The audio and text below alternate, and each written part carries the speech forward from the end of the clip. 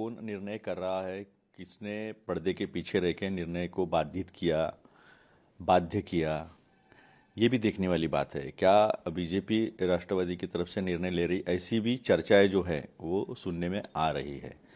और अगर परिवार को मौका ही नहीं दिया गया है कि क्या अगला कदम क्या होना होगा, तो ये भी एक जो है सोचने वाली बात हो सकती है। और पिछले 2 महीने से अजीत दादा कहाँ रह रहे थे, किससे बातचीत चल रही थी, टिकटे बंटवारे में जिला पंचायत के किसके साथ बैठकर वो चर्चा हो रही थी, ये भी देखने से पता चल सकता है कि दिशा क्या होगी।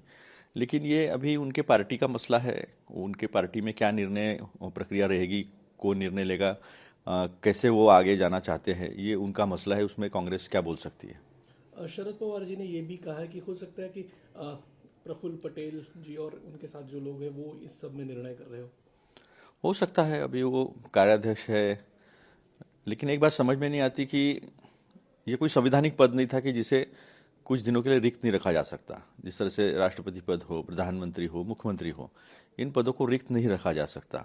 उप मुख्यमंत्री एक मंत्री का पद होता है। तो अभी तो 3 ही दिन हुए थे, कल ही रक्षा विसर्जन हुआ और काफ़ी महाराष्ट्र में अलग अलग इमोशनल वीडियोज़ जो है सोशल मीडिया पर देखने को मिले, लोग अपनी भावनाएं व्यक्त कर रहे थे। तो जल्दी का कारण क्या हो सकता है, ये तो वही लोग बता सकते हैं जिन्होंने इतने जल्दबाजी में निर्णय लिया है। इस बीच एक चर्चा ऐसी भी चल रही, दोनों एनसीपी एक साथ आए, इसको लेकर काफी चर्चाएं भी हुई थी। अजीत पवार खुद उस चर्चा को लीड कर रहे थे। इसको लेकर आप कैसा देखते हैं? मैं कह रहा आपको कि 2 महीने दादा कहाँ थे, क्या थे और किससे चर्चा कर रहे थे। अगर रोहित जी पवार के साथ बैठकर बारामती हॉस्टल पर, जो आपके माध्यम से हमने देखा है चैनलों पर, मीडिया में, उनकी चर्चा जिला पंचायत में सीटें बंटवारे को लेकर चल रही थी। कहीं कहीं कांग्रेस की भी चर्चा शरद पवार जी के राष्ट्रवादी गुट के साथ चल रही थी।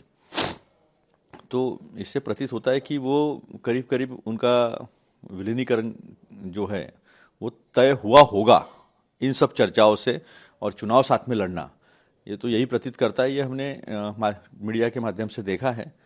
अभी वो उनके पार्टी का मसला है, उसमें हम क्या बोल सकते हैं। सुनेत्रा पवार आज उपमुख्यमंत्री पदाची शपथ घेतील। त्याच्यातच शरद पवारांचं एक आला आहे बाईट, त्याच्यामध्ये ते म्हणतात की त्यांना याबद्दल कुठली माहिती नाही। नाही, आता हे त्यांचा अंतर्गत प्रश्न आहे दोन्ही राष्ट्रवादीचा, पण शरद पवार साहेबांना काहीच माहिती नाही याचा अर्थ काय घ्यायचा, हा ज्याचा त्यांनी समजून घ्यायचा आहे। आणि इतक्या घाईमध्ये निर्णय का झाला याच्यावर सुद्धा जे आहे ते अनेक लोक आश्चर्य व्यक्त करत आहेत। कारण की दादा ज्या पदावर होते ते पद काही संविधानिक नव्हतं की जे रिक्त ठेवलं जाऊ शकत नाही, थोडे दिवस, काही दिवस वाट पाहण्याची त्याच्यामध्ये गरज नाही असं नव्हतं। जसं राष्ट्रपती आहे, प्रधानमंत्री आहे, मुख्यमंत्री आहे, हे पद तुम्हाला रिक्त नाही ठेवता येत। पण उपमुख्यमंत्री पद म्हणजे मंत्र्यासारखंच पद होतं, ते काही संविधानात्मक पद नाही आहे। तर थोडंसं लोक भावनिक झालेले आहेत। दोन्ही राष्ट्रवादीमध्ये संभ्रमाची स्थिती निर्माण झाली असेल, कारण कार्यकर्त्यांच्या लेवलवर सगळे एक झालेले दिसत होते। तिकीट वाटपाच्या संदर्भामध्ये जयंत पाटील साहेब असतील, रोहितजी पवार असतील, हे सगळे अजितदादासोबत बसून चर्चा करत होते।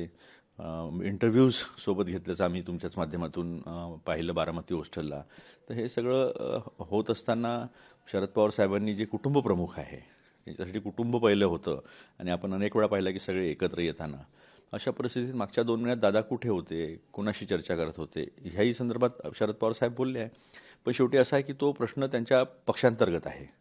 अजितदादा पवारांचा पक्ष आणि शरद पवार साहेबांचा पक्ष आणि त्यांच्यामध्ये असलेल्या चर्चा, संभ्रम, निर्णय कोण घेत आहे, दिल्लीवरून निर्णय होत आहे का, सत्ताधारी पक्ष निर्णय घेत आहे का त्यांच्या वतीनं, किंवा कुठे काही बाध्य केलं जात आहे का, मर्जर झालं पाहिजे नाही झालं पाहिजे अशी काही विचार ठेवणारे लोक आहेत का, या सगळ्या गोष्टी आता त्यांच्या अंतर्गत आणि त्यांच्या पक्षांच्या संबंधित आहे। त्याच्यात आम्ही काँग्रेस म्हणून काय बोलू शकतो, पण जे काही दिसून आलं ते चित्र असं आहे।